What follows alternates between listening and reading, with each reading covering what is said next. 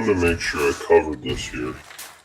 What I meant by synchronize these carburetors is, see, I'm not going to clean down in the tops, they don't need it. I'm just cleaning the external of the body and making sure they're all cleaned out down the bowl, and they're pretty clean. I just want to clean up and use a little brake cleaner and all that in there and get all that cleaned up some more. Even in here they're pretty decent, it's just in between them's nasty. But what I mean is, see how you got your cylinders there? See how each one of them is identically open? They've got to be synchronized identically. And how you do that is up here on these synchronizing screws on the top. And this one is the main one. So what happens here is when you throttle it open, all these lift evenly, together. So you have even, see, that's synchronized.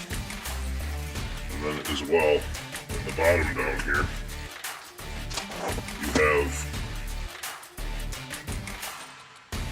a jet that goes in here on all of them, and them all should be 3.5 turns out, every one of them evenly. So them are synchronized together. And then these flaps in the back here are for the choke.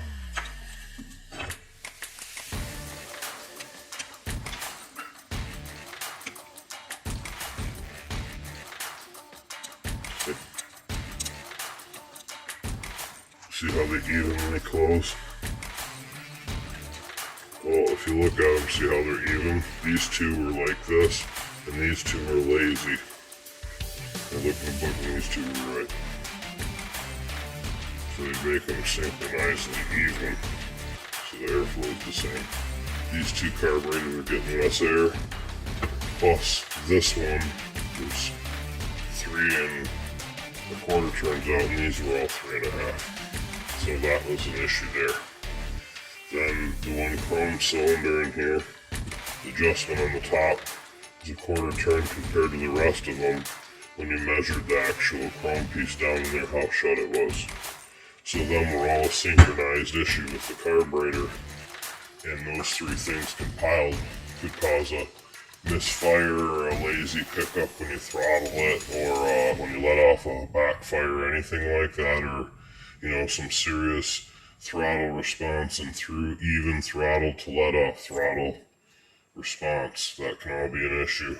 And you're going to do the same thing when you put all the floats back in here. You want all the floats lifting and shutting off evenly, and all the jets and everything the same, tightened down and snug and cleaned out, the same size and everything. You want to make sure that you really go through it.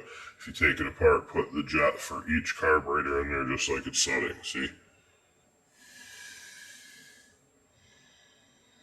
You don't want to mess around, same thing with the boots. Because if you get anything out of order, it could really cause a serious issue.